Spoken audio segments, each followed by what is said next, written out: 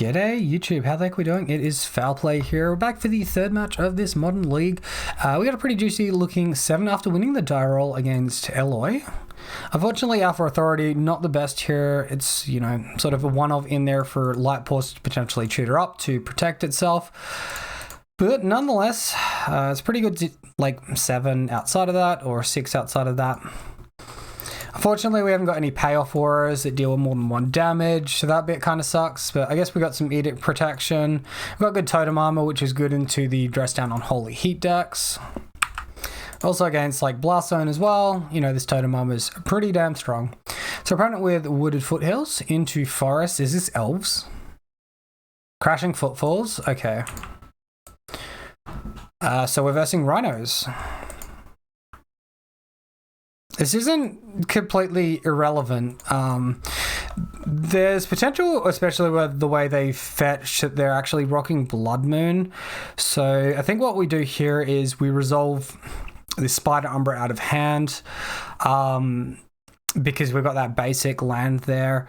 Then Cartouchium's fine after that. I guess we can try and resolve Alpha Authority at some point so they can't double block with the Rhino tokens. They should be a couple of turns away from that. Also, there's potential for Fire and Ice, tap down the Temple Garden, which will leave us with only white mana next turn, if that's what they go for. Alright, so Scalding Tarn from our opponent, passes to us. We draw a land as well, which is pretty damn spicy. I think we're just pretty safe to start resolving stuff. I don't think our opponent can do too much about that. Reluctantly, we'll try to resolve this Alpha Authority, see what our opponent does. If it resolves, it's kind of good into these Rhinos. If not, it's not the end of the world. I might actually hold on to the Hyena Umbra and throw the Sentinel's eyes out there into the mix, see how our opponent responds. Alright, so we got the Vigilance. We currently don't have any evasion, or we have like pseudo evasion in Alpha Authority, blocked only by 1 creature, but we don't have any trample, we don't have any flying. Alright, opponent fetches to an island there, so yeah, I'm definitely smelling a Blood Moon at some point.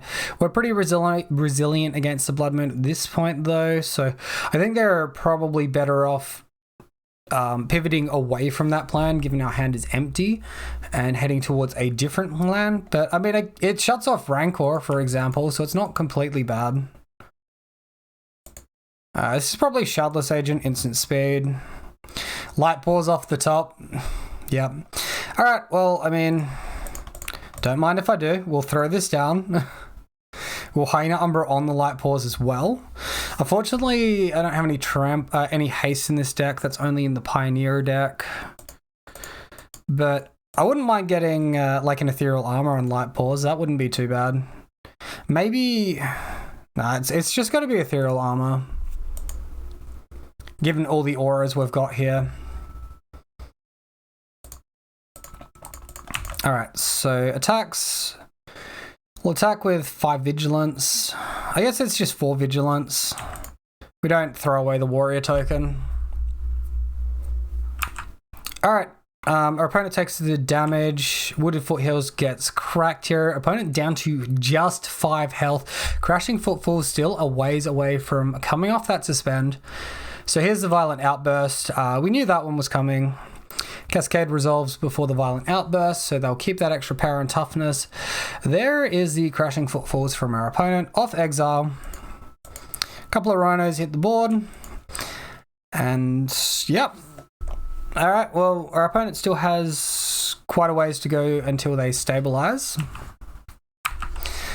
Light Paws could potentially get tapped down by like a Fire and Ice. Still, I think we're pretty far ahead this game. So I'm just looking up a list now, and I haven't been keeping super up to date with Modern, so I don't know this off the top of my head.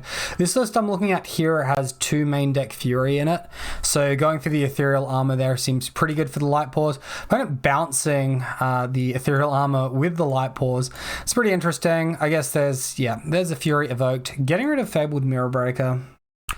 Now, this is actually going to trigger the Totem Armor, so Light Paws will live through this. They can't have the second Fury. They'd have to have a Fire and Ice, burn this out with Fire Ice.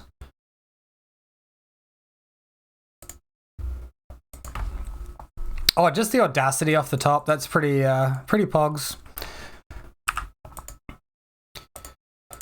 Sure, so we'll gladly reload, right?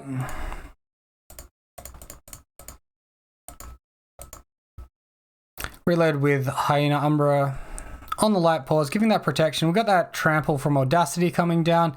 We can get the Rancor on the light pause, but our opponent does concede at that pretty brutal lethal damage we are representing. Ethereal Armor on the Scout, just to make sure that our opponent doesn't shoot this down with Fire and Ice and we don't lose our light pause and our Ethereal Armor. Alright, so here we can see the Rhino list that is aforementioned, I suppose. Fire and Ice there is that interaction on our mana, interaction on our light pause. We can see the Fury as well. Looks like there's usually a couple of extra Fury in the sideboard, maybe even a Gemstone Caverns for our opponent to ramp themselves. Force of Vigor interaction too, Blood Moon interaction, and Beseiju interaction. Obviously their game plan is self-explanatory. They've got the Violent Outburst, they've got the Shardless Agent. These creatures cascade into their Crushing Footfalls. Looks like they're also running the Murktide Regents in the main deck as an alternative finisher, and we saw the Brazen Borrow in action a moment ago. So, reminder guys, if you enjoyed the video, find it entertaining or informative, please consider subscribing. Chalice Void's really good here. It's the reason it's in the sideboard. We play it on 0. We make it hard for our opponent to, cascade into their stuff. I think Light Pause loses a lot of agency given the amount of removal they've got. They've got the Brazen Burrows to bounce it as well. And Cartouche of Solidarity doesn't seem super amazing. I don't want to overboard. We could bring in Force of Vigor for their Blood Moons. They probably have them in the deck. Hopefully we can fetch around them or just resolve a good creature before that happens. Opponent keeps a 7. Honestly, on the draw, I don't think this 7 is good enough. I think we want a hexproof creature. This looks a lot better. Let's keep. We're a little bit soft to an opponent's Blood Moon. Given we're soft to Blood Moon, I think it's actually reasonable to get rid of Daybreak Coronet. It's also soft into their Force of Vigor interaction. If they're going for Blood Moon this game, we only need to get 1 white source and we can resolve the Spirit Mantle. Where Daybreak Coronet, we don't have enough basic planes in the deck to get past our opponent. So it looks like we actually find the basic forest there off the top. I could come in clutch, getting a Beseiju, interacting with an opponent's Blood Moon. Alright, so Stomping Ground into Misty Rainforest. We'll see if they, how they fetch. That could be indicative of whether or not they have Blood Moon in hand. Weird. Alright, let's try an Ethereal Armor and see what our opponent does. I expected Fire Ice tap our land. Ethereal Armor, could get Blood Mooned. Could get Force of Negation, pardon me. Let's second Ethereal Armor. It puts the best clock down. It forces our opponent to pretty much use Force of Negation here. And then if they use that removal spell, that counter spell, we can resolve Sentinel's Eyes in a future turn. Yep, there's the Force of Negation, exiling the Fire and Ice. We get to attack like this. That's fine. Wonder if they got a Petty Theft on the Ethereal Armor into Blood Moon. Well, this time they just fetch out a Triome, the Jeskai Triome, so I guess no Blood Moon in hand this game. That could, with the way they were fetching in the first game, it probably means they've got main deck Blood Moon. They just weren't in a good place to play it against us. So here's Shardless Agent. We see Force of Vigor, we see Fury, we see Force of Negation. And of course, the aforementioned Crashing Footfalls into their Rhinos. It's not too bad. They also bought it in the Gemstone Caverns for what that is worth. So here, that's kind of a nice one. Let's guarantee the white mana here. We need a little bit of help off the top of our library, but we do get a 4/4 with protection from creatures. We can fog a Rhino every turn. And it's hard for our opponent to block us. Of course, if our opponent has Force of Vigor in hand, we're just dead. We can't do anything there. I think if they had Force of Vigor in hand, they wouldn't have Force negated the Ethereal Armor though. they probably would have just cast the Force of Vigor instead and removed 2. Our opponent plays the Auto Warrior. This can bounce enchantments, so that's interesting that they think they're in a spot where they can play this. No attacks. Well, yeah, let's throw that one down and see what our opponent does here.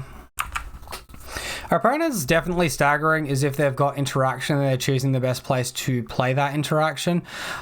I don't think we can play around it, so I'm just going to attack into it. Petty Theft on the Griff Spoon, sure. You'd need a second Petty Theft, most likely.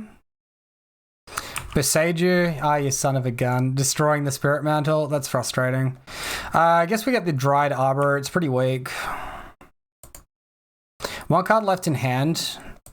So if and when we rebuild on the Dried Arbor, we're potentially in an okay spot.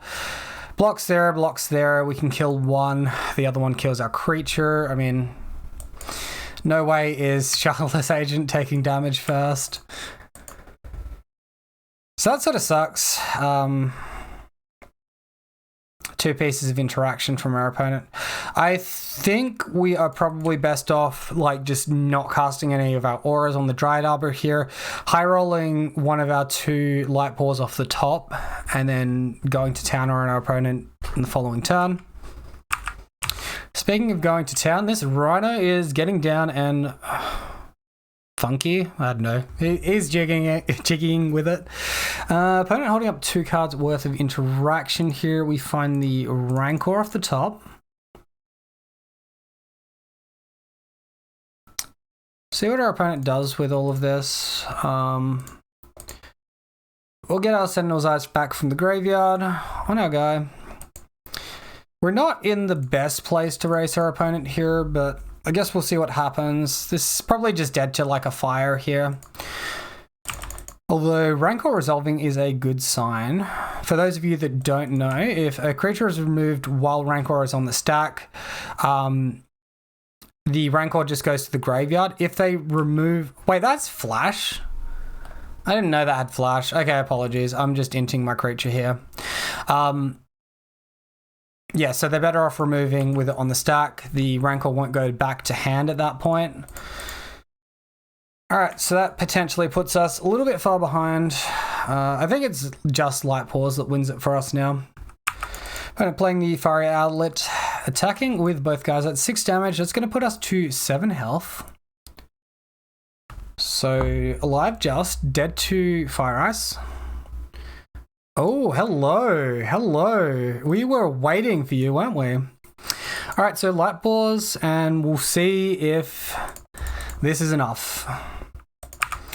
All right, so we do indeed resolve our Rancor. We fetch out the Hyena Umbra with that, just to give that Totem Armor stat onto our creature. We'll throw down the Sentinel's Eyes now. This one can get the Ethereal Armor. We're out of range of burn. We're still weak to Petty Thefts. There's not much we can do about that though. So we can Stonewall our opponent's Rhino token for 1 turn. If they have, you know, like a Violent Outburst, put some more Rhinos on the battlefield, we lose. If they have a Petty Theft, we lose. We possibly lose to Force of Vigor as well. It depends on what we top deck. If we top deck an Aura, we can probably beat the Force of Vigor. We'd need a payoff Aura though. Like a Daybreak Coronet. So opponent drawing a card with Fiery Islet, that is a good sign for us.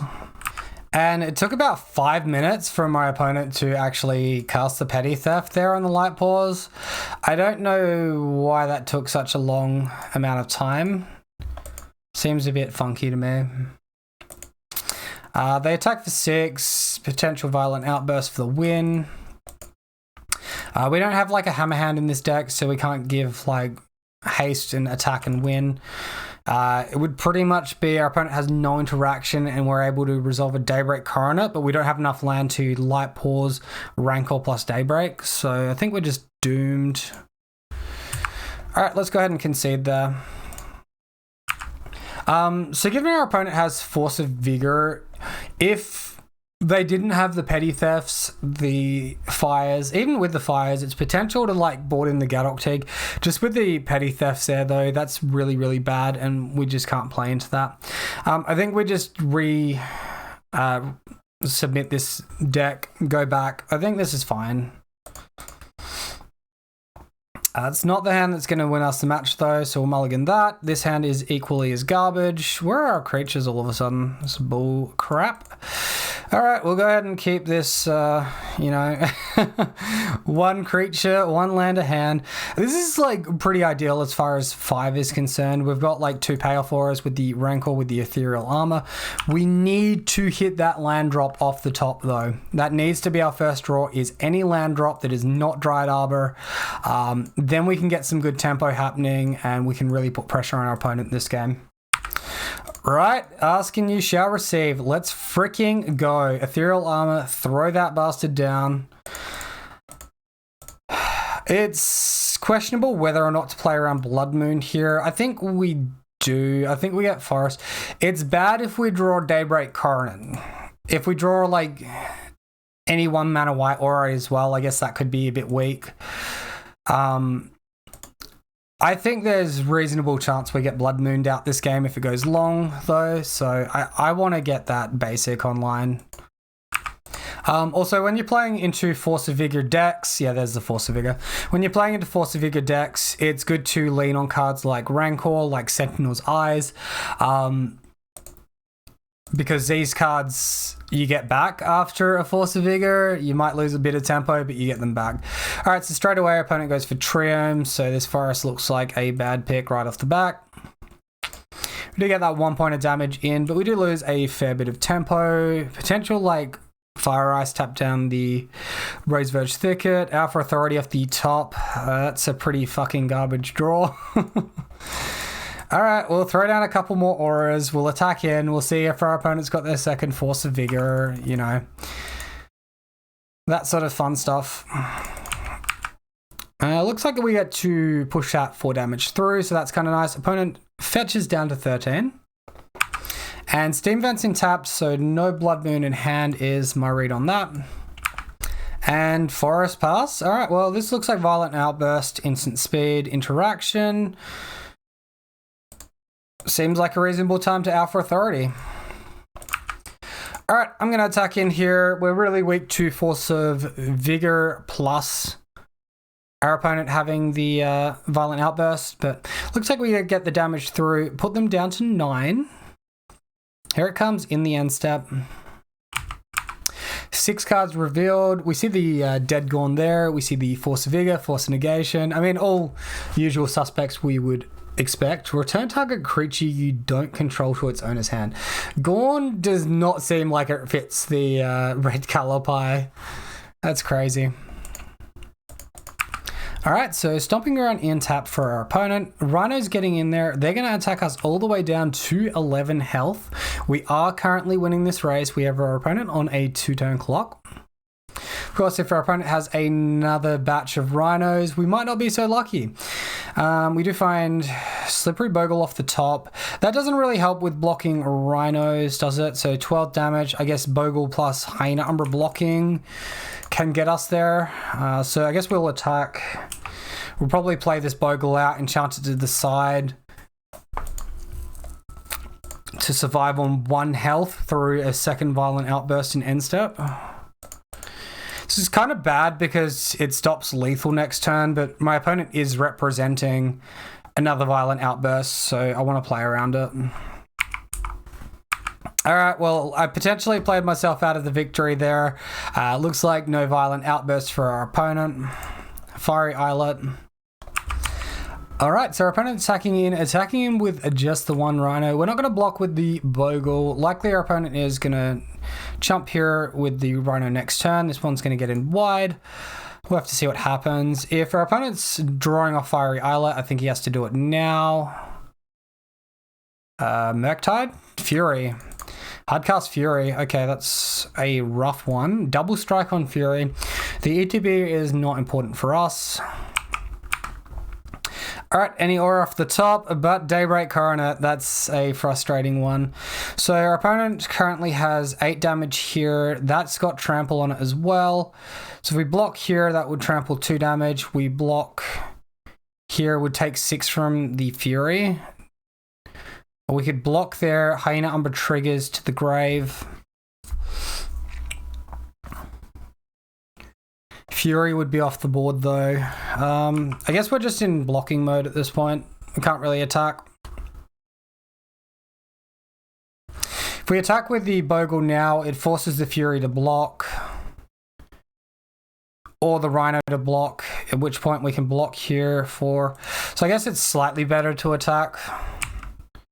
So Fury will, Fury will die to our first strike, but we will, trigger the totem armor to theirs.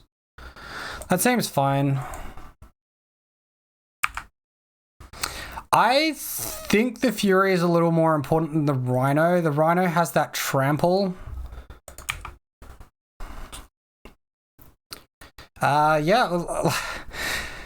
We bitched ourselves on this fetch, didn't we? Because resolving Daybreak Coronet there would have won us the game. So that feels pretty bad that we fetched incorrectly. I guess we could have got a read off of them going for Triome as their first land. But we're on the play and they fetched End Step, right? So we didn't have that information yet. This game also has hit turn 6. I wouldn't expect to win most games which hit turn 6. Fiery Islet is cycled there. Breeding Pool untapped, 4 cards in hand for our opponent. They have to attack with these Rhinos. We have to block with our Bogle. We're dead to a Violent Outburst. That's too much trample. Yeah, so I guess Fury is just the all-round better creature for them to block with there. I was overcomplicating it in my head. Our opponent's attacking with 1 Rhino. That's bizarre. So what does that mean? I think we can deduce from this that our opponent does not have the Violent Outburst. They don't have the Fire Ice. They want to put a clock on us. I think we're best to play on drawing any 1 mana aura and killing our opponent next turn. So I'm going to choose not to block here just because if we get this Bogle here up to a 3/3, we kill our opponent. So this is a risky line. I think it's one worth going for. Fuck. Here we can only win by our opponent screwing up. We can't block and win either, so that's so damn unfortunate. That critical fetch on our turn 2 has decided the entire game. That's an absolute rough one. So frustrating. Alright, well GG's to our opponent. We lost our own misplay there. I guess we just played around Blood Moon where we probably shouldn't have. That was a really close game though. That was really exciting and competitive. I hope you enjoyed the video. If you did, be sure to let me know in the comment section below. Comments are good for the YouTube algorithm. Until next time, have a wonderful day and I'll see you then.